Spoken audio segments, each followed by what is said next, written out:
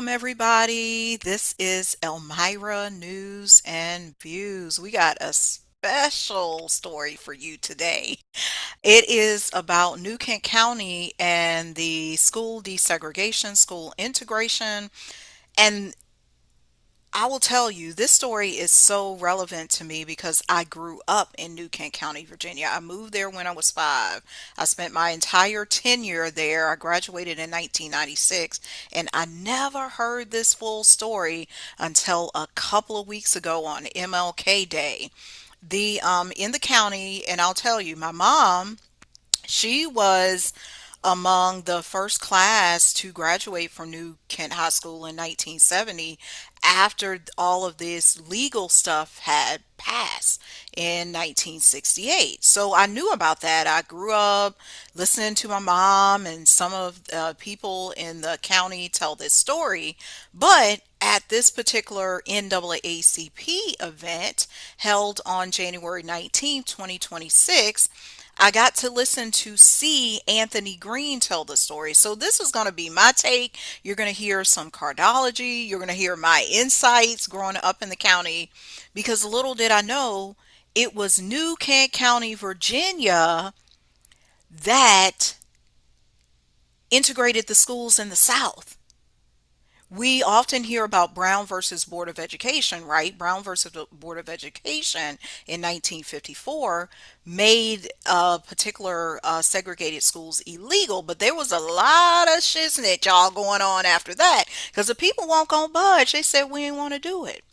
All right, let me show you the first document, and I'm going to read it for you because you may not be able to see it completely, but this is what C. Anthony Green, who is one of the sons of Calvin Green, who was the educator and the leader of the NAACP at the time this case was filed and went all the way to the Supreme Court. This is the gentleman who spoke at the MLK event a couple of weeks ago. So I'm pulling this from his, let me see, give me just a moment because I gotta give y'all the right document, but I'm pulling this from his presentation. So of course I'm a journalist and I give credit where credit is due. Okay, let's get this going here. Do do do do do. I like to sing my way through these things. But just to give you a bit of history on this, I'm going to enter the full screen on that so you can see it. I wonder if this will blow up a bit because I want to be able to. Y'all give me a second. Okay, collapse thing. There you go. There we go. Okay. This is what came out before. This was a document that was sent to parents in the county prior to 1968 and the final decision at the Supreme Court. But listen to how this reads.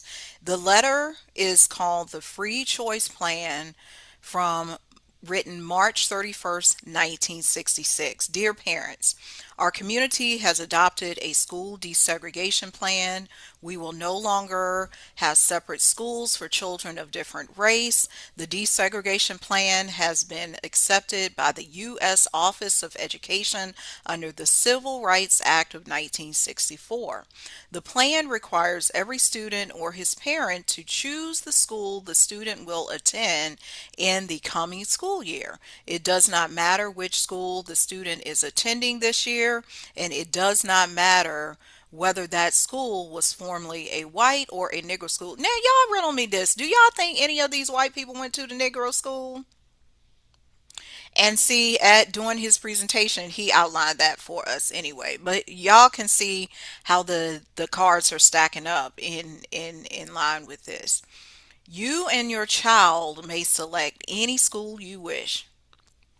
A choice of school is required for each student. A student cannot be enrolled at any school next school year unless a choice of schools is made. This spring, There will be a 30-day choice period beginning April the 1st, 1966 and ending April 30th, 1966. This is interesting, and y'all will see this soon as 1968 comes around. This is not by chance. April is these significant dates. A choice form listing the available schools and grades is enclosed. This form must be filled out and returned. You may mail it in the enclosed envelope or deliver it by hand to any school or to the address above any time during the 30-day choice period. No one may require you to file your choice form before the end of the choice period, which we see as April 30th. No preference will be given for choosing early during the choice period. No principal, teacher, or other school official is permitted to influence. Y'all think this? I'm reading into this from 1966. They are not permitted to influence anyone in making a choice. No one is permitted to favor or penalize any student or other person because of a choice made. Once a choice is made, it cannot be changed except for serious hardship. Oh, really? So y'all telling me I can't even go back on my freedom of choice? Also enclosed is an explanatory notice giving full details about the desegregation plan. It tells you how to exercise your rights under the plan and tells you how teachers, school, buses, sports, and other activities are being desegregated. Your school board and the school staff will do everything we can to see to it that the rights of all students are protected and that our desegregation plan is carried out successfully. Sincerely yours, Bird W. Long, Superintendent. So we have this setup here that's setting us up for the final decision. It's essentially giving the parents the right to choose for their students. Here is how the black students and the white students measured up in New Kent. And I'm only getting this from Green's presentation, who did this last month. There were more black students in the county than there were white students. This is what made this particular case they called it the green effect, like the green tenant. There weren't many other counties fighting this type of thing where there was such an imbalance. So it was this case that set a precedent. I'm going to see if I can find something else because there was another important document. Oh, this is what I was talking about, the green factor. The ratio of black students to white students, the ratio of black teachers to white teachers. There were way more black teachers in the county than white teachers. And then there was the athletic facilities too. There was such a disparity going on. So there was just so much stuff happening in the county. And you know what's interesting from a real world experience? And me being a healer myself, I can understand why I never really heard my mom speak of these details. Some of them she may not even been abreast of, because imagine she was 2 years old when the original Brown versus Board of Education was decided. And now she's 15, 16, 17, 18 years old when this particular case is decided. So you don't have that relevance. And if you do, there's some trauma attached to it. Okay. I want to also share. Oh, let me share this before I put up the next resource, because y'all know I'm all about resources. As Rod Hayes said, you got to have receipts. We don't just get on here and talk on the news. We give you receipts. Before I tell you this, because this is what I was searching for. I noticed in the case they had to list the children as the plaintiffs. And I saw one of my cousins on that list, Shirley Macon, well, all of those cousins. I knew some of the other people on the list, the Braxtons. I wish I could show you the document, but you can, I'll attach it under here once I find it, or if I find it, if I'm able to locate it. But the children were listed by proxy of their parents. So the case, this is something interesting, y'all, from a legal perspective. The children were the plaintiffs because they were the ones being done wrong in this desegregation case. That was something enlightening to me. And this is coming from a person, I have a minor in Black Studies from when I went to college at Virginia Tech. So I studied cases like this and incidents like this, but seeing it in the black and white in the typewriter case that was filed in Virginia, I'm like, wow. So they were the plaintiffs.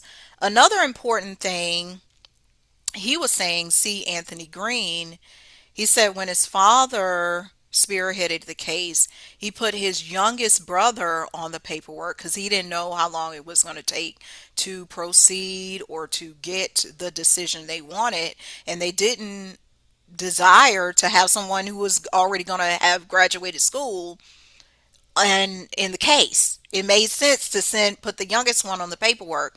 It's just so many fascinating things, and you don't know. I urge you with this story too, find out the history of your county on any topic. What happened where you live, because this was very revealing to me. This happened in my county. It was my county where I grew up and graduated high school in 1996, that the case led to the integration, desegregation all across the nation. Because none of this was had to the press. It wasn't required.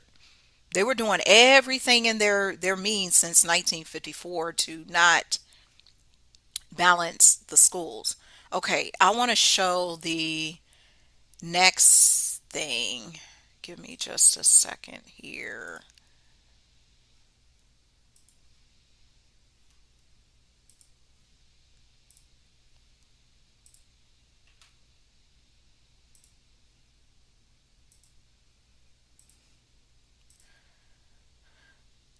Want to give you some insight of the specifics of the case. So this is the resources encyclopediavirginia.org. Green, Charles et al. As we said, it was the children by way of their parents versus the County School Board of New Kent County, Virginia. Just for reference, New Kent sits in between Richmond and Williamsburg in Virginia. All right. This was filed in 1968 in the United States Supreme Court. These were some of the cases that set the precedents. Was Brown versus Board of Education, 1954, and a second division of Brown in 1955. All right. Let's look at some other specifics of that. In 1964, New Kent remained a largely rural and undeveloped county. Many residents work in the pulp wood industry while others found employment at the paper mill. Oh, I know what this paper mill is. That's in West Point or outside the county. The racial makeup in the community was about 50% black and 50% white. But we know from Mr. Green's presentation, it was actually more black students, more black teachers than there were white. While there was very little interaction among the races, there was also little of the violence that marked the civil rights era in other southern localities. 10 years after U.S. Supreme Court declared separate but equal unconstitutional, both public schools in New Kent, the George W. Watkins School, that was the one that my mom attended, and the New Kent School for Whites remained completely segregated. Freedom of choice. We saw the paper earlier. We saw what it stated. It said, oh, by April the 30th, your parents can give you a choice, and then you can't go back on it unless there's something. That's strange to me. Unless there's something, they were basically saying, unless you die, you know. But here's who, and this is something you can research on your own. The attorneys on the case were Samuel W. Tucker, Henry L. Marsh. He went to do a lot of great things in the area of politics because I remember hearing about him. Oliver W. Hill, another prominent figure, they handled the case for the state NAACP. All right, here's where the New Kent County School Board responded to the lawsuit and potential loss of federal funds. See, they were about to lose their funds from the Civil Rights Act. Widely considered to be disingenuous plan to integrate the schools. Freedom of choice, as it known, required that students and their parents petition the board for permission to switch schools. All right, this was the ruling. When this case went to the judge, went to the Supreme Court, it was ruled. Actually, let me say something before I talk about the ruling, because I wrote down some important dates here. So, the actual date it was heard and ruled in favor was April 3rd, 1968, which was a five of spades day in cardology. Anytime you see the five in cardology, it's all about a shift. It's like that. I don't know how to describe it. It's a shift in consciousness. It's breaking the mold. It's like that sexiness, that passion, but it's a shift. It's a dynamic shift in what we believed, and this nonetheless, April the 3rd, this particular case was decided in 1968, was a five of spades day. And check this out, and we see it here in the ruling. It was ruled and decided on May 27th, which was another 5 day. But the five of clubs, what that insinuates to us is this is another shift. But this time it was not just a shift in consciousness, it was a shift with the mentals. Because what are we dealing with? We're dealing with education, we're dealing with schools. This is something I like to break down and look at these dates and see what does the card say? What was the energy on that day?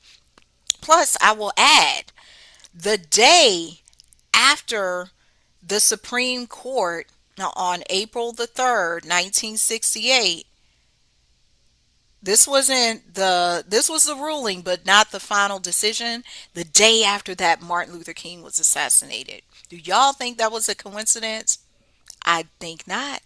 Because on April the 4th, the same day right after this ruling, not the final decision again, Martin Luther King was assassinated. Isn't that something? When I was sitting here in this presentation, I said, well, I be John Brown. You know, this is something we say in the country. I be John Brown. This is what the aftermath was, y'all. New Kent school officials still grappled with how to comply with the Supreme Court's decision.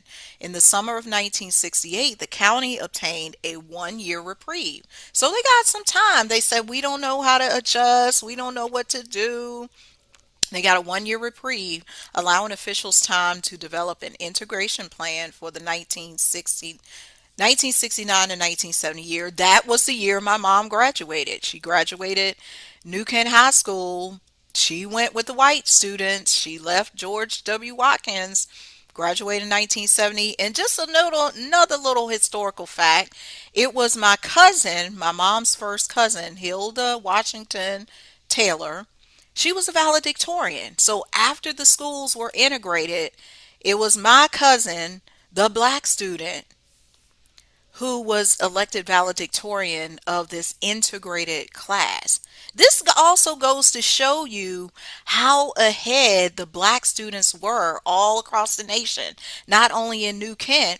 And I saw this even in my class when I was going to New Kent County schools in the 80s and the 90s. I was ahead of them. I had the other students copy. This is just a little side note, y'all. Y'all know Elmira get off on a tangent with the news. That's how we report the news over here. In the meantime, the county integrated its faculty and conducted race relations training sessions. Oh, yeah, they needed them. In 1969 and 1970, the county converted its formerly white school into the county's junior high and high school. I went there. It was the junior high, like that they telling the truth because that's what it was when I went there. At the same time, changing the name of the county's previously all black school from George W. Watkins, named after the school's past African American principal, to the new Kent Elementary School. Yep. My nephews went to that school and it was called George W. Watkins. It wasn't, I can't remember exactly when they made this name change. The name change was telling of its time during the Jim Crow era. All black schools were commonly named for a prominent African American or indigenous person, we shall say. That's what we do over here. We don't be saying African American. In 1998, the New Kent School District took the decidedly uncommon step to change the name of the elementary school. Oh, so it was. That's what I was saying. I couldn't remember if. So they did switch it back. That's why when my nephews went to school, it was back to G.W. Watkins. The Secretary of Interior designated both school National Historic Landmarks on August 7, 2001. Let me look something up for y'all because I want to see August 7th, what that represents in the cardology as well, because I did not look that up for you. Oh, okay, so this was a money making day. When they decided it should be a historical landmark, okay, that makes sense. It's a Six of Diamonds day.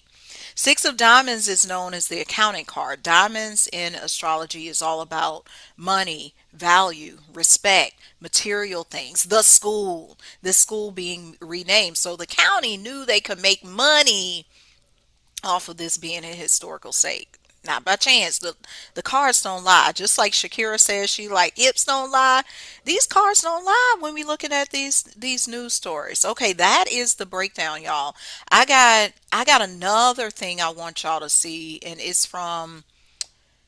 this is from Wavy News 10, which is one of the news stations in the Hampton Roads area.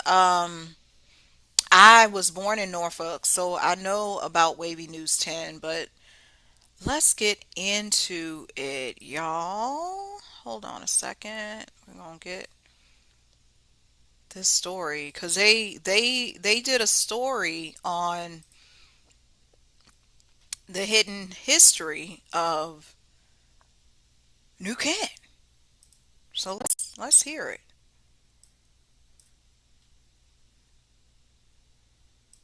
We continue with the hidden treasures of Black History Month.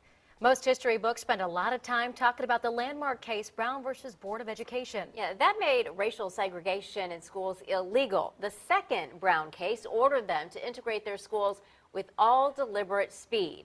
Tonight, Andy Fox on how a new Kent County man said, that's not fast enough. Andy? Stephanie and Laura, Dr. Calvin Green thought with all deliberate speed simply wasn't working. 10 years after the Brown case, schools were still segregated. So Dr. Green went to the U.S. Supreme Court with a case that argued integrate schools right now. And in a unanimous decision, the justices of the highest court in the land agreed to do just that. You cannot overstate the contributions of Calvin Coolidge Green, his son Anthony. Black school and the white school were completely different in terms of resources, facilities, funding. Following the dictates of Brown versus Board of Education 1955, New Kent County created a freedom of choice desegregation plan. Jimmy Burrell, class of 1957, chose to attend the all-black George W. Watkins School, but the Brown decision was not integrating schools. We felt that, well, things were going to be better. We would have new textbooks. We would have better furniture. There was no free choice. You go to that school, period. Black students went to the black schools, white students went to the white schools. So in 1965, Calvin Green files his first of 3 lawsuits against the school board of New Kent County. The freedom of choice did not integrate New Kent County schools and is therefore unconstitutional. The case made its way all the way to the United States Supreme Court. In this 1968 audio recording, you can hear then Chief Justice Earl Warren. When there hasn't been a single white child go to that school that is entirely Negro, is that accomplishing any purpose for Brown? The Chief Justice called freedom of choice that kept blacks in one school and whites in another a booby trap. Isn't that some indication that it was designed for the purpose of having a booby trap there for them that they didn't dare to go over? In the end, New Kent County was the perfect test for total integration. The county only had 2 schools. One had whites, one had blacks. Black, white, make one. Done. The Supreme Court ordered the total integration of both schools. As he turns the pages of the unanimous 1968 Supreme Court decision, Anthony can't help thinking about his dad. And he believes that everyone should be given the equal opportunities. And the name Green means something to me. Anthony remembers his father standing up for what is right, not just for his 3 sons, but for the community and the nation. The 14th Amendment reads, "Nor shall any state deny to any person within its jurisdiction the equal protection of the laws." And Dr. Green helped make those laws. I'm Andy Fox, 10 on your side. All right, you heard it right there from Dr. Calvin C. Green. I want to thank the Wavy News 10 for the excellent reporting there. One of the things I want to point out, because of course we are here in 2026 and we can critique what happened, especially here as indigenous people, and say, oh, integration, desegregation, they should have never did that. It didn't work in our favor. Yes, I will agree. However, at that time, you have to know, when it comes to history, when it comes to the news, what was going on at that time. We almost have to take ourselves back in a time capsule, and we cannot judge them, Dr. Calvin C. Green and the plaintiffs, based on what we know today. Because what did they know? They just knew both of these schools in the county were getting funding, but the black school was getting dirty, stinky old books. And they're thinking, wait a minute, why are we getting the old stuff and they getting the new stuff over there? This is not fair. Plus, it's illegal. It's unconstitutional. So they had to do something with it. And so we saw the final ruling in May of 1968 led it to that.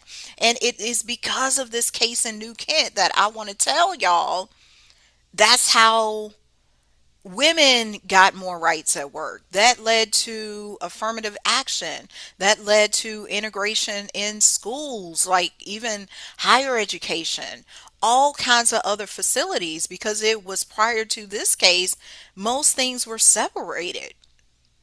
You had black and white fountains. Jim Crow laws was the law of the land, y'all. This case, this landmark case, actually help the LGBTQ community get their rights.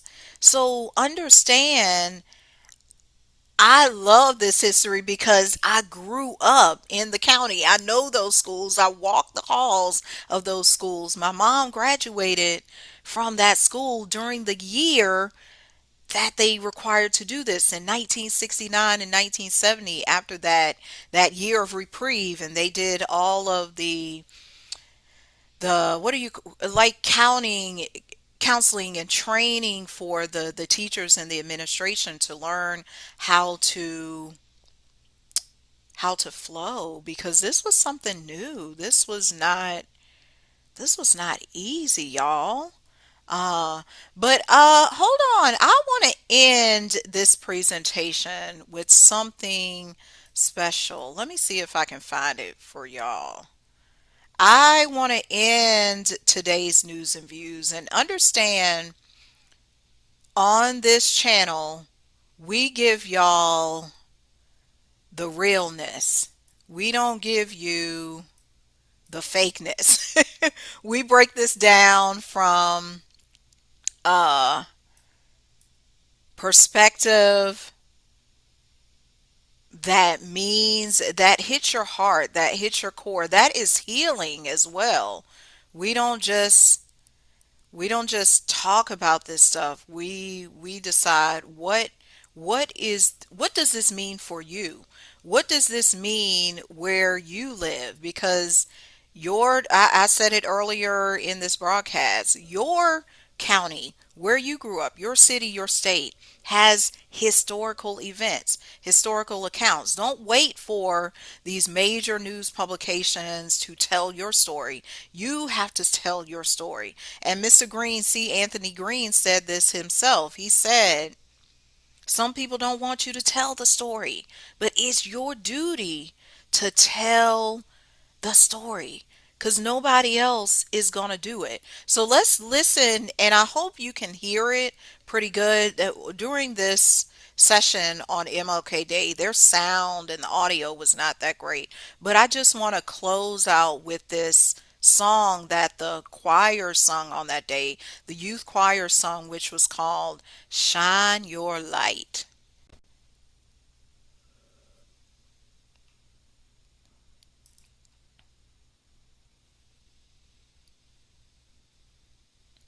Okay, I don't think we can hear it. Hold on a second.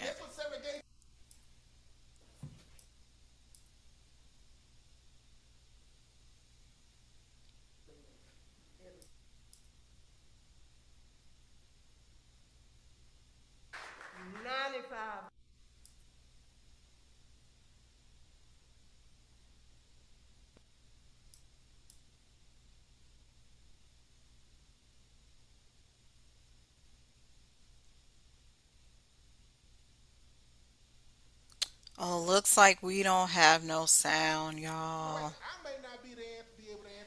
That is okay. I was gonna play Shine Your Light, but it's okay. My name is Elmira. This is News and Views. We will see you next time with another poppin' news story. Okay, bye.